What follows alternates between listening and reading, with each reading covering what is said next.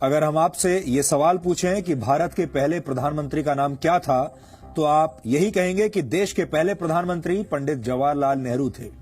भारत के छोटे से छोटे स्कूल और बड़ी से बड़ी यूनिवर्सिटी के छात्र यही जवाब देंगे, क्योंकि बचपन से ही भारत में स्कूल की किताबों में यही इतिहास पढ़ाया गया है। आपकी कोई गलती नहीं है, लेकिन ये बात पूरी तरह सच नहीं है। सच ये है कि पंडित जवाहरलाल नेहरू से भी पहले भारत की पहली आजाद सरकार के पहले प्रधानमंत्री नेताजी सुभाष चंद्र बोस थे। शायद आपको इस बात पर यकीन नहीं होगा, लेकिन इसमें आपकी कोई गलती नहीं है। आजाद भारत में सरकारों ने कुछ खास किस्म के इतिहासकारों को ही मान्यता दी और इन इतिहासकारों ने भारत के इतिहास से जुड़ी बहुत सारी महत्वपूर्ण घटनाओं को आपसे छुपा लिया। नेताजी सुभाष चंद्र बोस भारत की पहली आजाद सरकार के प्रधानमंत्री, विदेश मंत्री और रक्षा मंत्री थे, लेकिन यह बात कभी भी आपको बताई नहीं गई, न ही आपको पढ़ाई गई। भारत सरकार ने आज एक बहुत बड़ा फैसला लिया है। इसी महीने 21 अक्टूबर को भारत की पहली आजाद सरकार की 75वीं वर्षगांठ मनाई जाएगी। इस सरकार को आजाद हिंद सरकार कहा जाता है। यह सरकार 21 अक्टूबर 1943 को बनी थी और इसका अर्थ यह हुआ कि भारत की मौजूदा सरकार ने सुभाष चंद्र बोस द्वारा स्थापित आजाद हिंद सरकार को मान्यता दे दी है।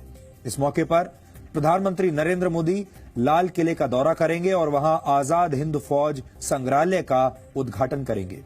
इसके अलावा इसी वर्ष 30 दिसंबर को प्रधानमंत्री मोदी अंडमान निकोबार जाएंगे, क्योंकि करीब 75 वर्ष पहले 30 दिसंबर 1943 को ही अंडमान निकोबार में पहली बार सुभाष चंद्र बोस ने तिरंगा फहराया था। ये तिरंगा आजाद हिंद फौज का था और ये भारतीय जमीन पर आजादी की पहली निशानी थी।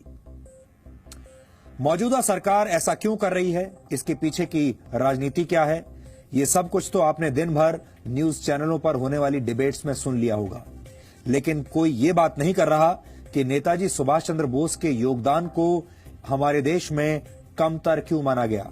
आजाद हिंद फौज और आजाद हिंद सरकार जैसी उपलब्धियों को किनारे क्यों लगा दिया गया। ये सवाल आज गहरे विश्लेषण की मांग कर रहे हैं। अगर किसी परीक्षा में यह सवाल पूछ लिया जाए कि भारत की पहली आजाद सरकार के प्रधानमंत्री का नाम क्या था और आप उसके जवाब में नेताजी सुभाष चंद्र बोस का नाम लिख दें, तो आपके सारे नंबर कट जाएंगे, क्योंकि ये जवाब गलत माना जाएगा और यही इस देश का सबसे बड़ा दुर्भाग्य है। आजाद भारत के पहले प्रधानमंत्री जवाहरलाल नेहरू थे, लेकिन भारत की पहली आजाद सरकार के प्रधानमंत्री नेताजी सुभाष चंद्र बोस थे। ये फर्क आपको हमेशा याद रखना चाहिए और सुभाष चंद्र बोस को हमेशा उनके हिस्से का सम्मान देना चाहिए, ये मिलना ही चाहिए।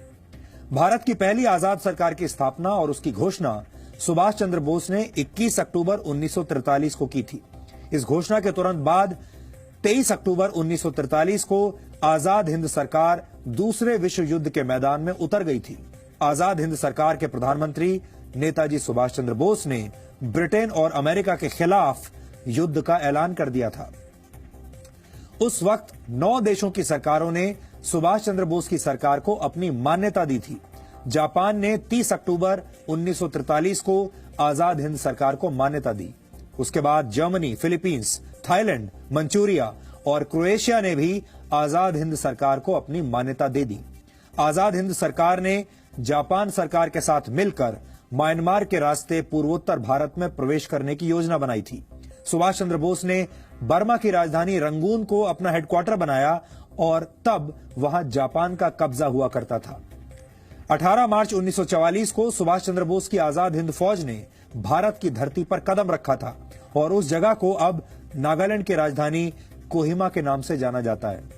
आजाद हिंद फौज के शौर्य में कोई कमी नहीं थी, लेकिन 2 प्रमुख वजहों से सुभाष चंद्र बोस की आजाद हिंद फौज कोहिमा से आगे नहीं बढ़ पाई।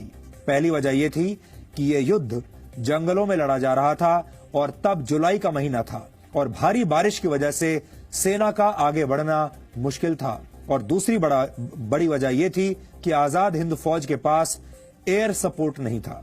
ब्रिटिश सेना के पास लड़ाकू विमान थे, जिनके सामने आजाद हिंद फौज के सैनिक मजबूर हो गए। अगस्त 1945 में जापान के हिरोशिमा और नागासाकी में अमेरिका ने परमाणु बम से हमला कर दिया, जिसके बाद जापान ने सरेंडर कर दिया और ये सुभाष चंद्र बोस के लिए एक बहुत बड़ा झटका था। अमेरिका और ब्रिटेन ने दूसरा विश्व युद्ध जीत लिया, लेकिन नेताजी सुभाष चंद्र बोस ने हिम्मत तब भी नहीं हारी। नेताजी आजादी के नए मिशन पर निकले थे, लेकिन यह कहा जाता है कि 18 अगस्त 1945 को ताइवान में हुए एक विमान हादसे में उनकी मृत्यु हो गई। हालांकि उनकी मृत्यु आज भी एक रहस्य है। भारत की पहली आजाद सरकार के पहले प्रधानमंत्री नेताजी सुभाष चंद्र बोस इस घटना के बाद इतिहास के पन्नों में कहीं खो गए। यहां आजाद हिंद सरकार के बारे में भी आपको कुछ बातें जरूर जाननी चाहिए। सुभाष चंद्र बोस आजाद हिंद सरकार के पहले प्रधानमंत्री, रक्षा मंत्री और विदेश मंत्री थे। Lieutenant colonel A.C. Chatterjee Azad Hind सरकार के वित्त मंत्री थे। S.A. अय्यर आजाद हिंद सरकार के प्रचार मंत्री थे।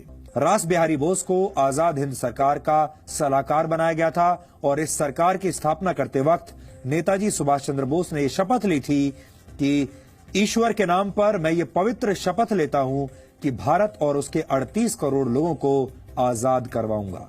ये उनकी शपथ थी। आजाद हिंद सरकार ने यह तय किया था कि तिरंगा झंडा भारत का राष्ट्रीय ध्वज होगा। विश्व प्रसिद्ध साहित्यकार रविंद्रनाथ टैगोर का जन गण मन भारत का राष्ट्रगान होगा और लोग एक दूसरे से अभिवादन के लिए जय हिंद का प्रयोग करेंगे। नेताजी सुभाष चंद्र बोस की कथित मृत्यु के बाद भी ब्रिटेन और अमेरिका की खुफिया एजेंसियां पूरी दुनिया में उनकी तलाश करती रहीं। ये वो दौर था जब अहिंसा के पुजारियों पर लाठियां बरसाना अंग्रेजों का बहुत प्रिय शौक था, लेकिन सुभाष चंद्र बोस ने खून का बदला खून से लेने की नीति पर काम किया। ये सुभाष चंद्र बोस द्वारा छेड़ा गया रक्त रंजित संग्राम था, जिसमें अंग्रेजों की सेना के 45,000 से ज्यादा सैनिकों की मौत हुई थी। बर्मा की जंग में अंग्रेजों की सेना सुभाष चंद्र बोस के चक्रव्यूह में इस तरह फंसी कि ब्रिटिश सेना के 10,000 से ज्यादा सैनिक बीमारियों का शिकार हो गए थे।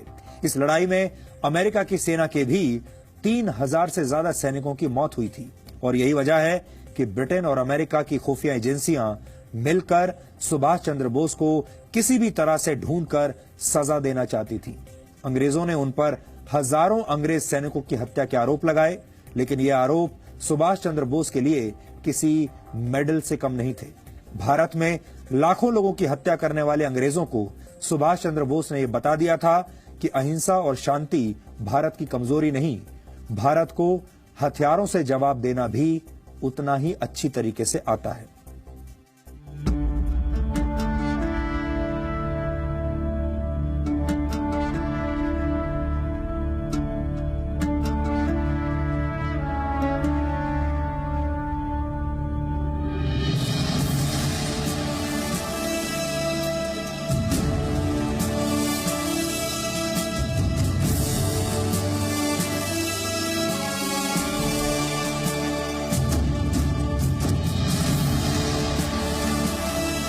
पहली बार तिरंगा एक आजाद सरकार के तौर पर नेताजी सुभाष ने 30 दिसंबर 1943 को इसी जगह पर फहराया था।